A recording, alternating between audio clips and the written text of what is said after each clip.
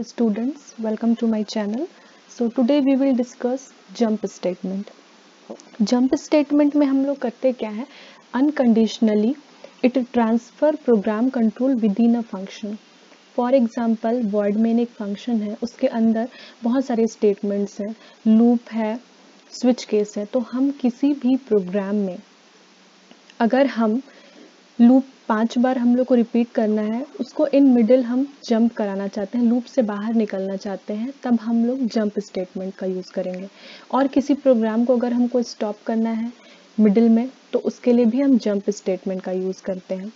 ये क्या करता है, लूप को टर्मिनेट कर देता है. और स्विच केस में भी जैसे हम लोग देख चुके हैं कि जब केस 1 वो अगर सेटिस्फाई करता है तो वहाँ से वो ब्रेक कर जाता है, वो पूरा एग्जीक्यूट नहीं करता है आगे. तो इसका काम होता है in middle unconditionally transfer program control within a function. C++ provides 3 types of jump statement. क्या क्या है, break, continue and go to. ये 3 मेनली हम लोग जंप स्टेटमेंट देखेंगे. और in addition to these jump statements a standard library function exit is used to jump. इसका भी यूज, एग्जिट फंक्शन का भी यूज होता है जंप करने के लिए.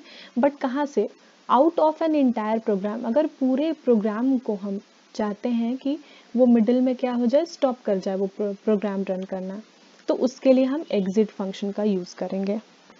तो वन बाय वन हम देखेंगे जंप स्टेटमेंट. सबसे पहले हम लोग देखते हैं ब्रेक स्टेटमेंट. अब ब्रेक स्टेटमेंट का क्या काम होता है, ब्रेक स्टेटमेंट करता क्या है, use to terminate the current loop और स्विच केस ब्लॉक. अब ये कैसे करता है, सबसे पहले इसका यहाँ पे हम सिंटेक्स देख रहे हैं.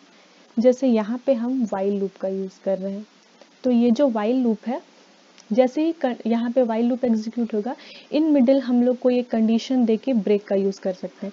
जैसे ये ब्रेक यूज करेंगे, लूप से ये बाहर चला जाएगा. फॉर एग्जाम्पल हम इस लूप को 10 टाइम्स रिपीट करना चाहते थे, और यहाँ पे हम चाह रहे हैं कि जब 5th टाइम में ही ये क्या कर जाए, ब्रेक कर जाए, तो ये लूप पूरा एग्जीक्यूट नहीं करेगा. इसका एक एग्जाम्पल देख लेते हैं हम लोग.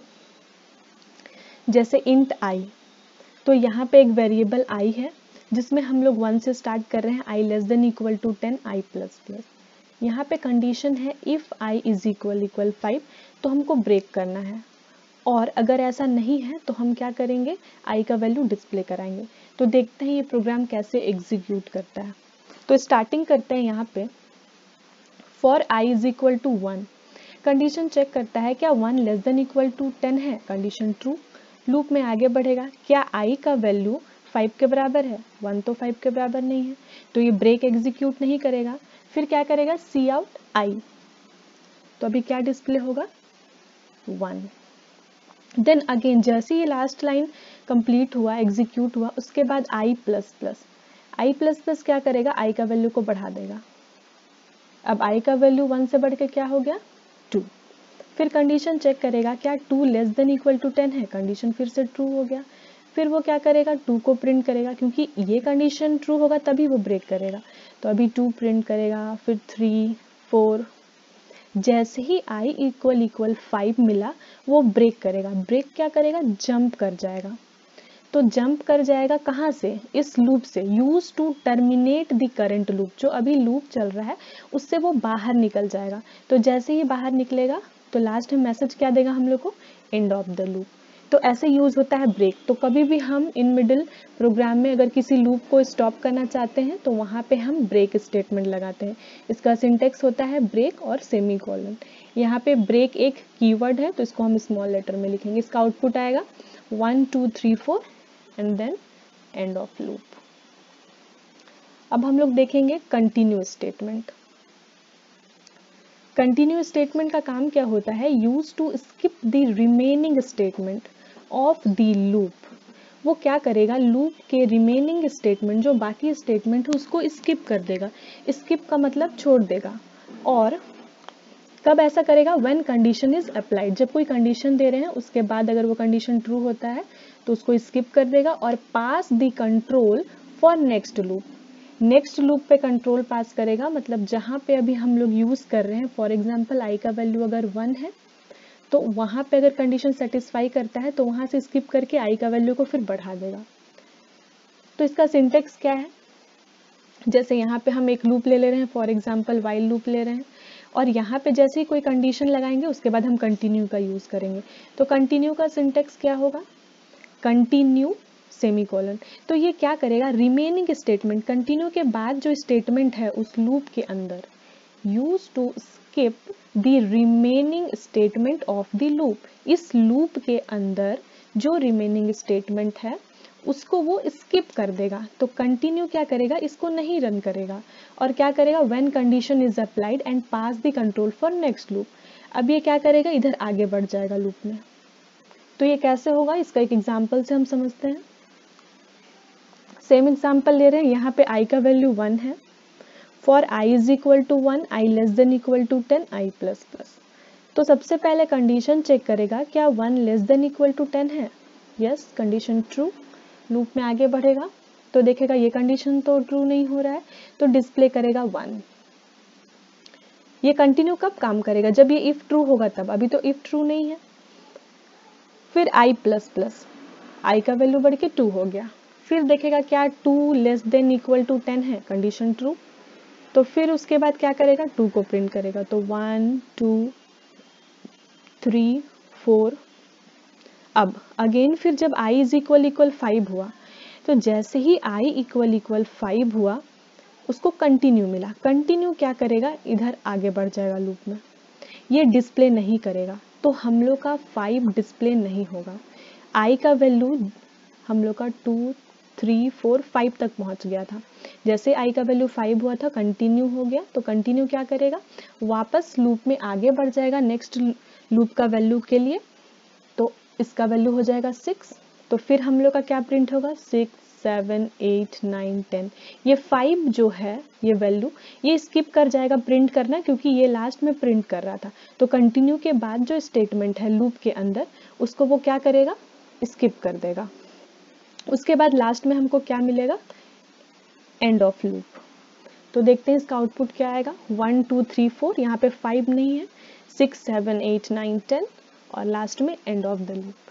तो कंटिन्यू क्या करता है, ब्रेक और कंटिन्यू में यही डिफरेंस है, ब्रेक क्या करता है, लूप से बाहर निकल जाता है, और कंटिन्यू क्या करता है, लूप में आगे बढ़ जाता है, बट रिमेनिंग स्टेटमेंट को वो स्किप कर देता है, उसको वो छोड़ देता है, उसके बाद फिर आगे कंटिन्यू हो जाता है। अब नेक्स्ट हम लोग देखेंगे go to statement. Go to statement क्या करता है, it is use to transfer the program control at specified label. अब यहाँ पे लेबल क्या है हम समझते हैं। यहाँ पे वो क्या करेगा, प्रोग्राम को एक लेबल हम लोग देंगे, एक कोई नेम देंगे, उस पे वो ट्रांसफर करेगा। तो सिंटेक्स इसका क्या है, गो टू और कौन सा लेबल नेम हम लोग जो देंगे उस पे वो ट्रांसफर करेगा। लेबल नेम एक तरह का आइडेंटिफायर है जो हम नाम देंगे, और लेबल को डिफाइन करने का है लेबल नेम और कोलोन का सिंबल है, ये उसका सिंटेक्स है। और गो टू के लिए गो टू लेबल नेम। तो इसको हम एक एग्जांपल से देखते हैं। यहाँ पे int i is equal to 1, अभी i का वैल्यू 1 है, स्टार्ट। तो यहाँ पे ये हम लोग का एक लेबल है, एक लेबल हम बनाए हैं, खुद से हम डिफाइन कर सकते हैं एक लेबल, और यहाँ पे कोलोन का साइन ये बता रहा है कि एक लेबल है जो यूजर डाला है यहाँ पे लेबल का नेम। सी आउट हेलो, तो अभी क्या प्रिंट होगा, हेलो प्रिंट होगा।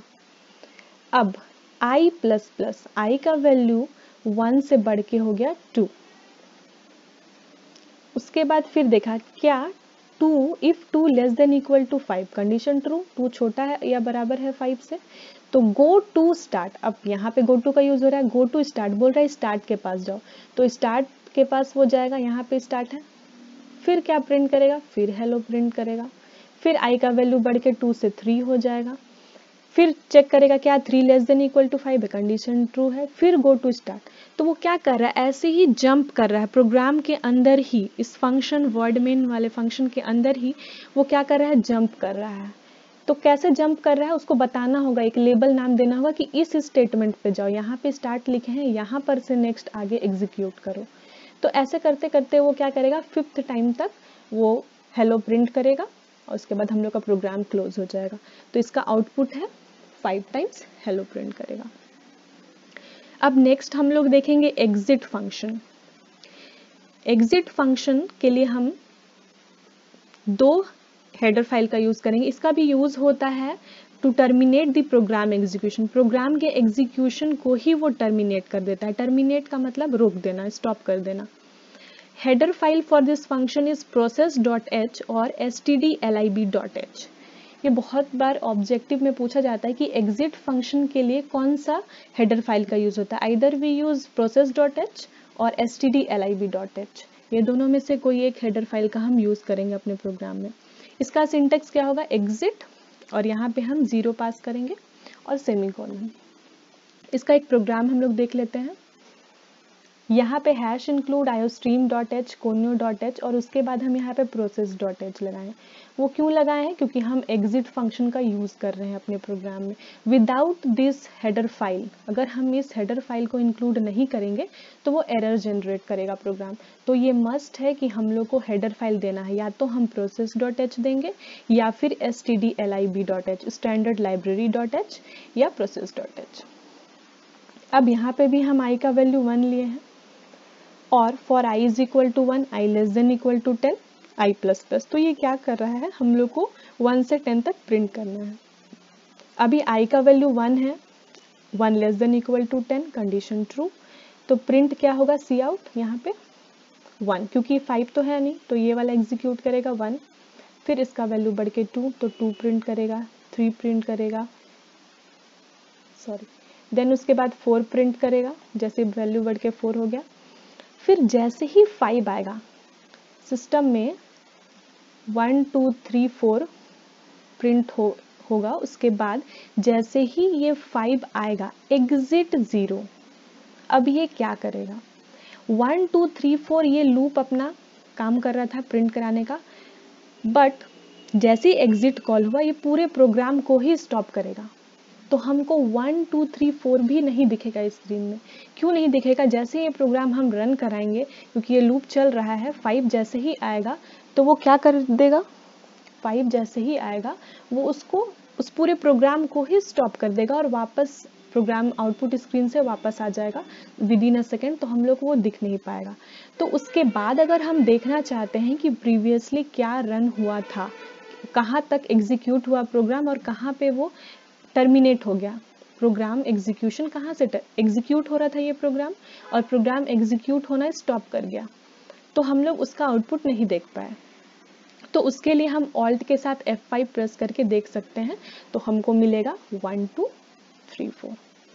तो ये था हम लोग का जंप स्टेटमेंट, जिसमें मेनली हम लोग 3 जंप स्टेटमेंट के बारे में देखते हैं, ब्रेक, कंटिन्यू और गो टू। और एक एग्जिट फंक्शन है जो प्रोग्राम एग्जीक्यूशन को स्टॉप करने का काम करता है। और बहुत बार हम लोग बहुत जगह ये देखने को मिलता है कि रिटर्न स्टेटमेंट को भी एज अ जंप स्टेटमेंट बोला जाता है कि वो भी एक जंप स्टेटमेंट है। बट रिटर्न हम लोग फंक्शन के साथ यूज करते हैं। रिटर्न क्या करता है, जैसे ही हम लोग का फंक्शन के लास्ट में रिटर्न स्टेटमेंट रहता है तो जहाँ पर से फंक्शन कॉल हो रहा था वहाँ पे वो वापस चला जाता है जंप करके, तो वो होता है रिटर्न स्टेटमेंट जो हम लोग फंक्शन में पढ़ेंगे। Thank you everyone, I hope ये सबको क्लियर हो गया होगा।